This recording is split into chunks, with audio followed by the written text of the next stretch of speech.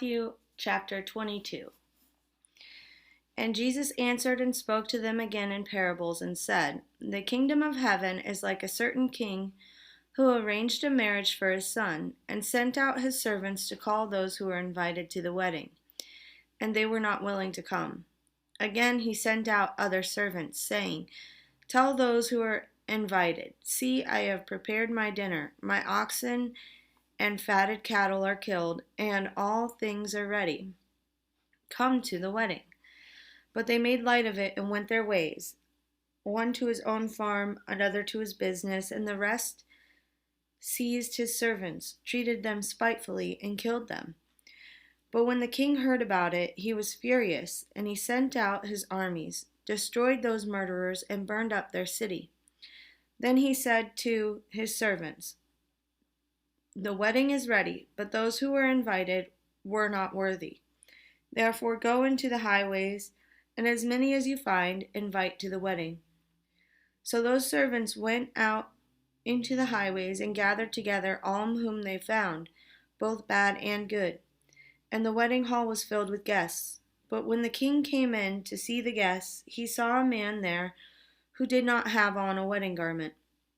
So he said to him, Friend, how did you come in here without a wedding garment? And he was speechless. Then the king said to the servants, Bind him hand and foot, take him away, and cast him into outer darkness. There will be weeping and gnashing of teeth. For many are called, but few are chosen. The Pharisees. Is it lawful to pay taxes to Caesar? Then the Pharisees went and plotted how they might entangle him in his talk.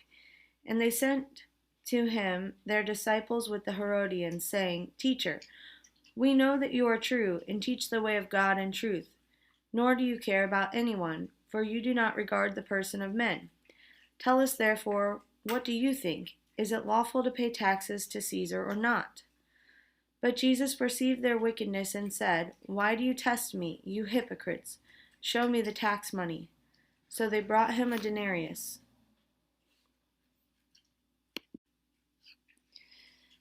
And he said to them, Whose image and inscription is this? And they said to him, Caesar's. And he said to them, Render therefore to Caesar the things that are Caesar's, and to God the things that are God's. When they had heard these words, they marveled, and left him and went their way. The Sadducees. What about the resurrection? The same day the Sadducees, who say there is no resurrection, came to him and asked him, saying, Teacher, Moses said that if a man dies having no children, his brother shall marry his wife and raise up offspring for his brother. Now there were with us 7 brothers. The first died after he had married, and having no offspring, left his wife to his brother.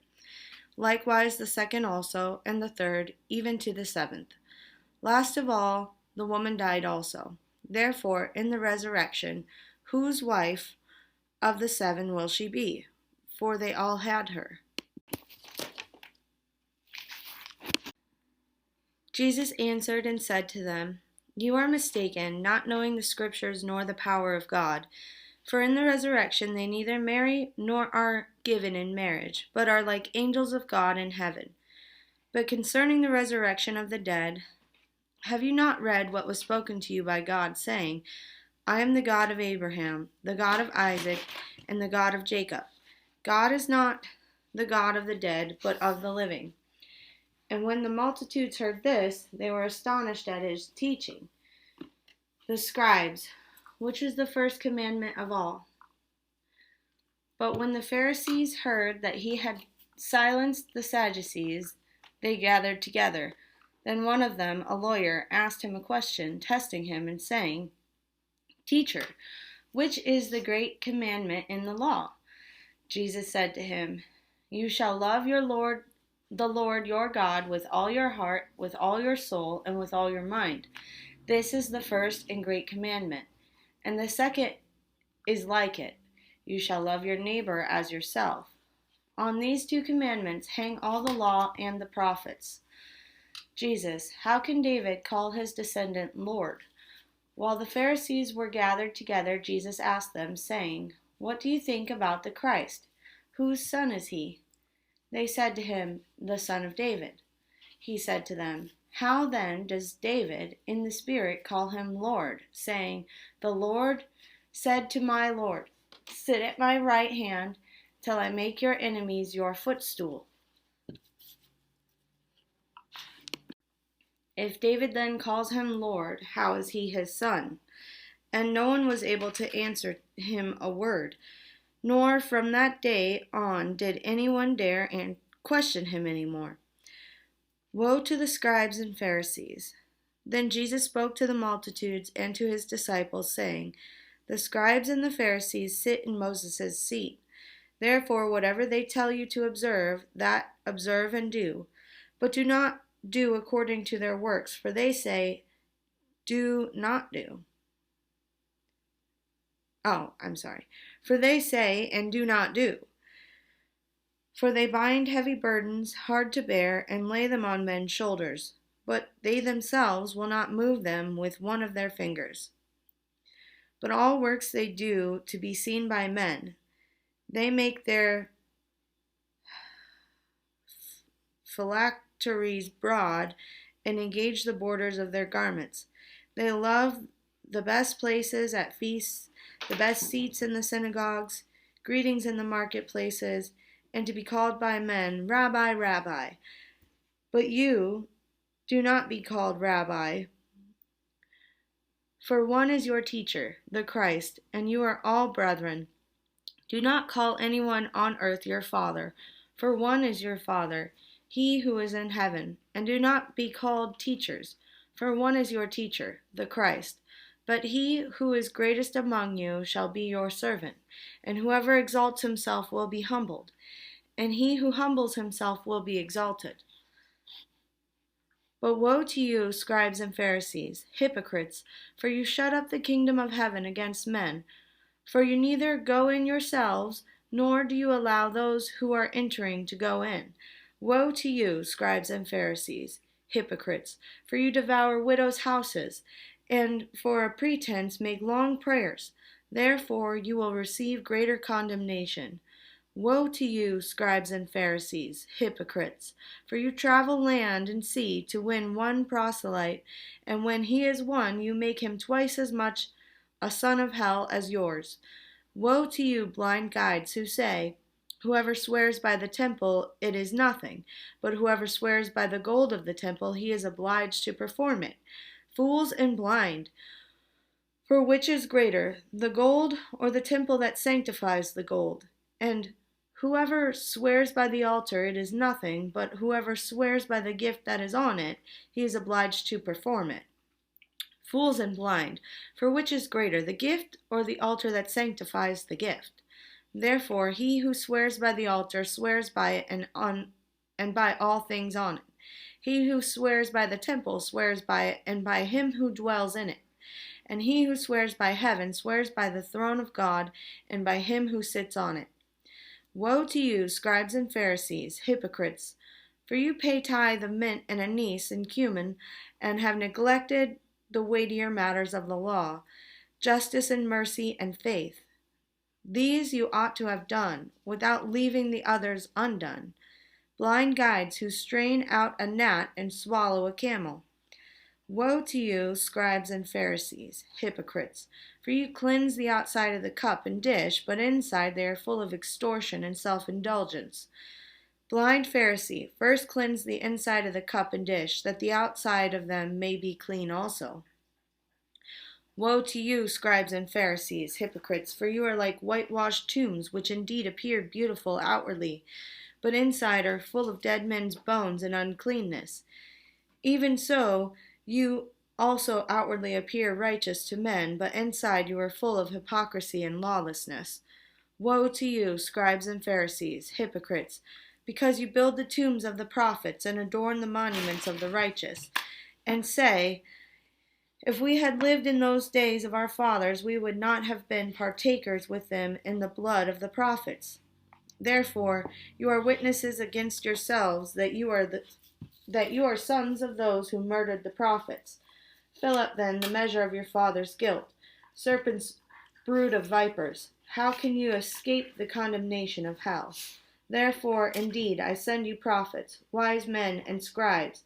Some of them you will kill and crucify, and some of them you will scourge in your synagogues and persecute from city to city, that on you may come all the righteous blood shed on the earth, from the blood of the righteous Abel to the blood of Zechariah, son of Berechiah, whom you murdered between the temple and the altar.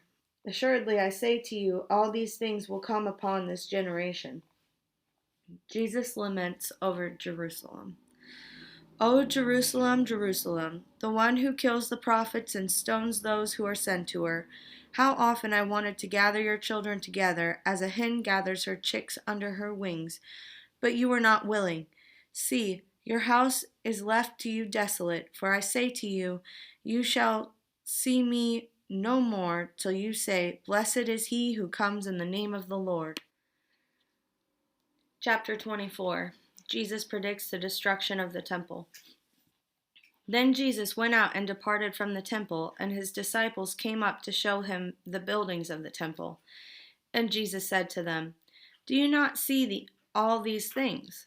Assuredly, I say to you, not one stone shall be left here upon another, that shall not be thrown down. The signs of the times and the end of the age. Now as he sat on the Mount of Olives, the disciples came to him privately, saying, Tell us, when will these things be, and what will be the sign of your coming and the end of the age? And Jesus answered and said to them, Take heed that no one deceives you, for many will come in my name, saying, I am the Christ, and will deceive many. And you will hear of wars and rumors of wars. See that you are not troubled, for all these things must come to pass, but the end is not yet. For nation will rise against nation, and kingdom against kingdom, and there will be famines, pestilences, and earthquakes in various places, and these are the beginning of sorrows. Then they will deliver you up to tribulation and kill you, and you will be hated by all nations for my name's sake. And then many will be offended, will betray one another, and will hate one another. Then many false prophets will rise up and deceive many. And because lawlessness will abound, the love of many will grow cold. But he who endures to the end shall be saved. And this gospel of the kingdom will be preached in all the world as a witness to all the nations, and then the end will come. The Great Tribulation. Therefore, when you see the abomination of desolation, spoken of by Daniel the prophet, standing in the holy place, whoever reads, let him understand. Then let those who are in Judea flee to the mountains. Let him who is on the housetop not go down to take anything out of his house, and let him who is in the field not go back to get his clothes. But woe to those who are pregnant and to those who are nursing babies in those days. And pray that your flight may not be in winter or on the Sabbath, for then there will be great tribulation, such has not been since the beginning of the world until this time, no, nor ever shall be. And unless those days were shortened, no flesh would be saved. But for the elect's sake, those days will be shortened. Then if anyone says to you, Look, here is the Christ, or there, do not believe it. For false Christs and false prophets will rise and show great signs and wonders to deceive, if possible, even the elect. See, I have told you beforehand. Therefore, if they say to you, Look, he is in the desert, do not go out. Or look, he is in the inner rooms, do not believe it. For as the lightning comes in the east and flashes to the west, so also will the coming of the Son of Man be. For wherever the carcass is, there the eagles will be gathered together. The coming of the Son of Man. Immediately after the tribulation of those days, the sun will be darkened, and the moon will not give its light. The stars will fall from heaven, and the powers of the heavens will be shaken. Then the sign of the Son of Man will appear in heaven, and then all the tribes of the earth will mourn, and they will see the Son of Man coming on the clouds of heaven with power and great glory, and he will send his angels with a great sound of a trumpet, and they will gather together his elect from the four winds, from one end of heaven to the other. The parable of the fig tree. Now learn this parable from the fig tree. When its branch has already become tender and puts forth leaves, you know that summer is near. So you also, when you see these things, know that it is near, at the doors. Assuredly, I say to you, this generation will by no means pass away till all these things take place. Heaven and earth will pass away, but my words will by no means pass away. No one knows the day or the hour. But of that day and hour no one knows, not even the angels of heaven, but my Father only. But as the days of Noah were, so also will the coming of the Son of Man be. For as in those days before the flood they were eating and drinking, marrying and giving in marriage, until the day that Noah entered the ark, and did not know until the flood came and took them all away. So also will the coming of the Son of Man be. Then 2 men will be in the field, one will be taken and the other left. 2 women will be grinding at the mill, one will be taken and the other left. Watch therefore, for you do not know what hour your Lord is coming. But know this, that if the master of the house had known what hour the thief would come, he would have watched and not allowed his house to be broken into. Therefore, you also be ready, for the Son of Man is coming at an hour you do not expect. The faithful servant and the evil servant. Who then is a faithful and wise servant, whom his master made ruler over his household to give them food in due season?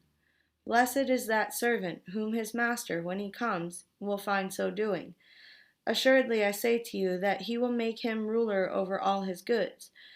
But if that evil servant stays in his heart, my master is delaying his coming, and begins to beat his fellow servants and eat and drink with drunkards, the master of that servant will come on a day when he is not looking for him, at an hour that he is not aware of, and will cut him in two and appoint him his portion with the hypocrites. There shall be weeping and gnashing of teeth.